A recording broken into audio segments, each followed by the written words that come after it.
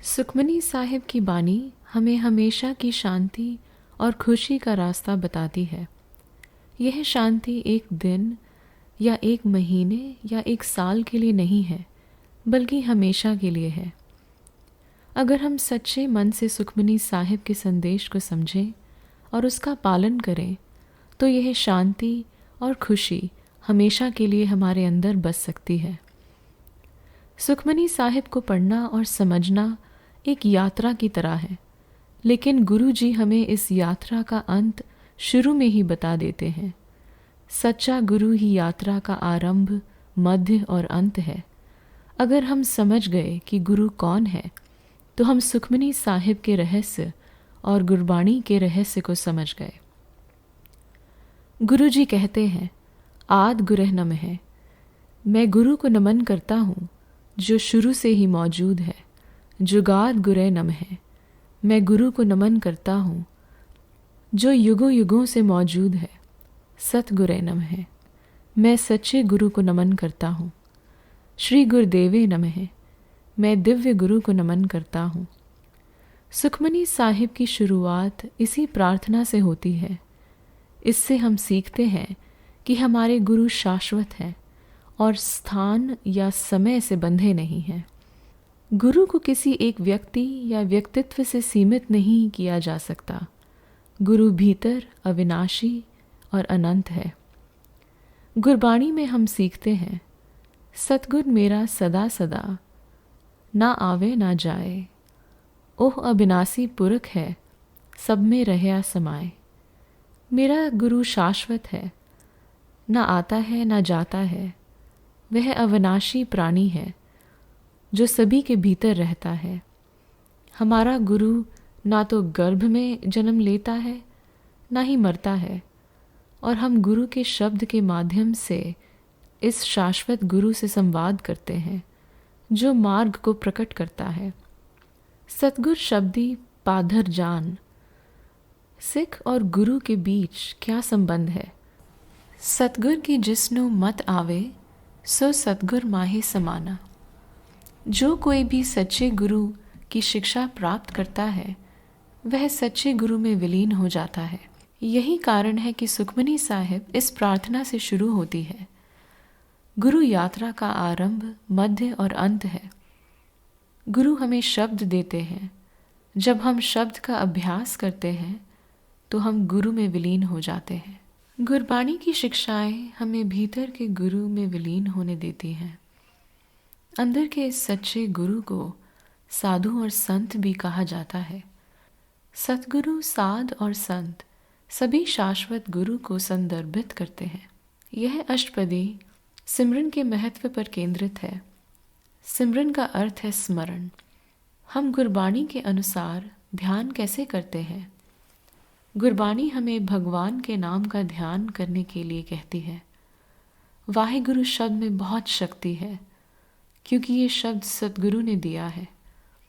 जब हम वाहिगुरु का जाप करते हैं, तो हम भगवान की ओर कदम बढ़ा रहे होते हैं। हम मौखिक रूप से वाहिगुरु का जाप कर सकते हैं या सांस अंदर और बाहर लेकर कर सकते हैं।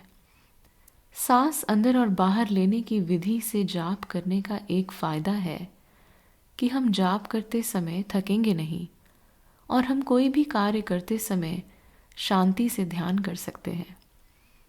इसके बहुत से लाभ हैं जिनके बारे में हम जानते हैं और जो अधिक सूक्ष्म है जिनके बारे में हम नहीं जानते।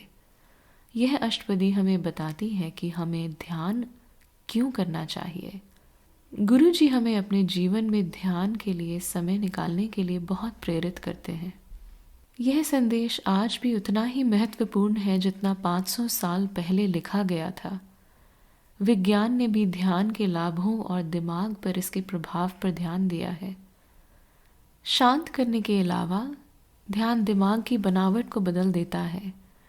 एक हार्वर्ड न्यूरोसाइंटिस्ट ने हाल ही में एक लेख लिखा था जिसमें हर दिन कम से कम 40 मिनट ध्यान करने के फायदे बताए थे। जिन लोगों ने ध्यान किया वे बेहतर निर्णय ले पा रहे थे, उनकी याददाश्त तेज थी और उनका मानसिक संतुलन बेहतर था। यह लाभ केवल 8 हफ्तों के बाद देखे गए।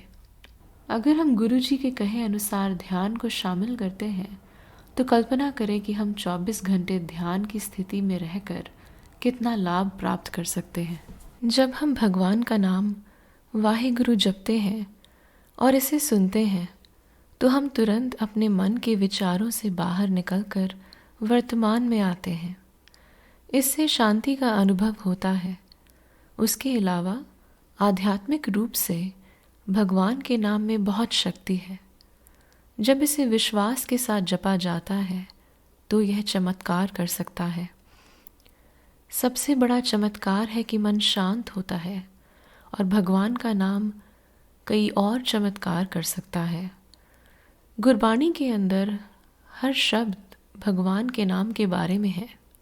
वास्तव में यह कहना सही होगा कि गुरबाणी हमें भगवान का नाम जपने के लिए प्रेरित करती है। सिमरो सिमर सिमर सुख पावो, कल कलेश तन माहे मिटावो। गुरु जी कहते हैं कि ध्यान करो और शांति पाओ, अपने भीतर के संघर्ष को खत्म करो। भगवान के नाम का वर्णन करते समय ध्यान और सिमरन सहित कई शब्दों का इस्तेमाल किया जाता है। हम ध्यान के एक चरण से दूसरे चरण की ओर बढ़ते हैं। जप सबसे पहला चरण है और इसका अर्थ है जीभ से वाहिगुरु का जाप करना। ये पहला चरण है और केवल सच्चे गुरु के आशीर्वाद से ही होता है। हम जो जप कर रहे हैं उसे सुनकर हम ध्यान की अवस्था में पहुंच जाते हैं। जिनी नाम ते आया, एक मन इच्छित होकर जो कोई भी मन को एकाग्र करके भगवान का नाम जपता है और श्रवण करता है, और जब परमात्मा का नाम बिना बोले ही याद आता है तो यह स्मरण है। नाम को समझना बहुत ज़रूरी है क्योंकि यह सुखमनी साहिब की बाणी का केंद्रीय भाव है और रहाव है। सुखमनी सुख अमृत प्रभ नाम, भगत जना के मन बिसराम। इसका यह मतलब है कि सुख का मोती भगवान का नाम है और यह भक्तों के मन में बस जाता है। गुरबाणी में बार बार नाम का महत्व बताया गया है। अगर हम इसे एक बार समझ लें तो ये हमारे लिए बहुत स्पष्ट हो जाएगा और हम बेहतर तरीके से समझ पाएंगे। नाम सिर्फ एक शब्द या किसी व्यक्ति का नाम नहीं है। नाम भगवान के गुणों का संग्रह है जिसे जपने से यह गुण हमारे अंदर स्थापित हो जाते हैं। यह गुरबाणी में बहुत स्पष्ट है। गुण निदान हर नामा, जब पूर्ण होए कामा। भगवान का नाम भगवान के गुणों का खजाना है जिसे जपने से सभी कार्य पूरे हो जाते हैं। जपहु ता एको नामा, अवर निराफल कामा। गुरु नानक देव जी कहते हैं कि भगवान का एक नाम जपो और बाकी कोई भी काम फल नहीं देते। जब भी हम वाहिगुरु का जप करते हैं हम भगवान के करीब आ जाते हैं, लेकिन सबसे बड़ा लाभ तो तब होता है जब हम पूरे ध्यान से और सक्रिय रूप से सुनते हुए जप करते हैं। भगवान के नाम का जाप करने के लिए कोई निर्धारित विधि नहीं है। जैसे भूखे व्यक्ति को भोजन शुरू करने के लिए किसी आमंत्रण की आवश्यकता नहीं होती, वैसे ही जिनके अंदर भगवान की प्यास होती है वो निरंतर नाम का भोजन खोजते रहते हैं। गुरु जी हमें इस मार्ग पर प्रेरित करते हैं। यह बाणी हमें सबसे पहले गुरु से जुड़ने का तरीका बताती है। गुरु जी ने हमें भगवान के नाम का निरंतर स्मरण का ज्ञान दिया है। गुरु जी हमें शुरुआत से ही कदम दर कदम इस स्थिति तक ले जाते हैं जिससे जीवन में खुशी आती है। लेकिन नाम क्या है? गुण निधान हर नामा, जब पूर्ण होए कामा।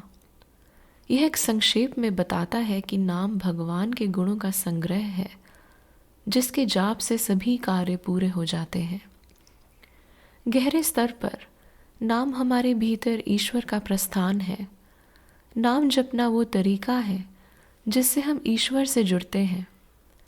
जब पंच प्यारे हमें वाहिगुरु शब्द प्रदान करते हैं, ये वह शब्द नाम होता है जिसे हम बार बार दोहराते हैं। जब हमारा मन इस जप के माध्यम से शुद्ध हो जाता है तो नाम हमारे अंदर बस जाता है। लेकिन यहाँ इसका मतलब केवल भगवान के नाम को याद करना नहीं है, बल्कि उस अवस्था से है जिसमें भगवान का स्मरण निरंतर बिना किसी रुकावट के होता रहता है। यह एक बहुत ही उच्च अवस्था है। उदाहरण के लिए गुरु जी कहते हैं, सिमरो सिमर सिमर सुख पावहो, कल कलेश तन माहे मिटावहो। इस पंक्ति में वे भगवान की सक्रिय स्मरण के बारे में बात कर रहे हैं, जो दुख को दूर कर देता है, जिसे कल कलेश या अंतहीन संघर्ष कहा जाता है। इस अष्टपदी में जब सिमरन के लाभ के बारे में बात की जाती है तो वो कहते हैं कि प्रभ के सिमरन गर्भ न बसे, प्रभ के सिमरन दूत जम न से। यह सिमरन की उस अवस्था का वर्णन है जिसमें हमारा मन सहज रूप से सिमरन में रहता